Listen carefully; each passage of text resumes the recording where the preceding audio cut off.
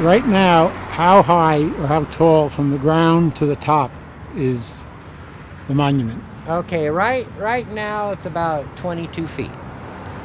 It's about 22 feet right now. This whole sled is going to go up on a 6-foot base. I'm creating as part of the plans as a 6-foot base. It'll put it about 28 feet, and if it goes up on a higher level of ground, it's going to reach about 30-foot monument from the flat ground. And the weight, the estimated weight? The estimated weight, I'd say, is about 5 tons right now. There's 4 trees that I had to glue together. This one, it came from the forestry. I had to get a special permit in Dark Canyon to go get this chunk of wood that I cut out of a tree to put on the front of the monument to do the logo and all that. It's also the first part of the mountain lion.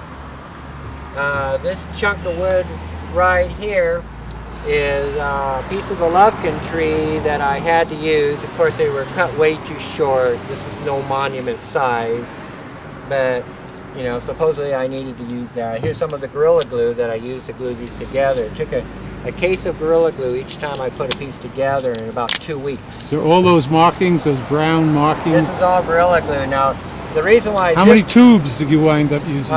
It was a case in a case, it's 4 32-ounce jars of Gorilla Glue. It took a case for each glue up. This turned black because we had the Santa Ana winds blow right after we glued it together, and it turned it black. This piece is our centerpiece that was donated by a donor I'm not allowed to mention, and it came from a place I'm not allowed to say. Even though the town took up a collection of $30,000, your woodcarver had to glue 4 logs together, and this one's illegal. This one's upside down because he got me a 20-foot log, but it was 7-foot diameter at the base, but it only was 3 foot at 20 feet. So, and the chamber said I'd use a Lovekin log, so ingenious. I put it upside down. Now, nobody's mentioned my ingeniosity, but I put it upside down so the big end's up where I can get all my figures in my drawing up there. I notched it in with big shoulders. I had to acquire a sawmill to mill this and to notch it to make these big shoulders from this Lovekin tree. Lovekin tree. This is also the Lovekin tree I had to use. Is holding up this tree on big notches I glued together. This is the tree that I was donated by Judy Contrail, not by the chamber, but they somehow made me use it because they put it in the paper and said it's a political tree and I must use it. These 2 eagles on either side of my sign here, I have a sign that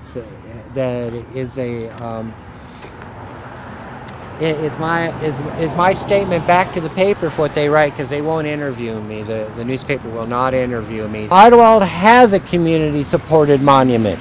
Please don't let a couple of contractors sabotage Idyllwild's unique monument. Please support the completion of my vision, harmony for Idyllwild. Without a vision, a complete design could be considered finished. It is a complete design right now. It could be considered finished. Take it away. I have not failed, as it is admired by many who can see harmony. Now that means many appreciate I have not failed in doing what I set out to do. I've succeeded. Only the newspaper says I have not.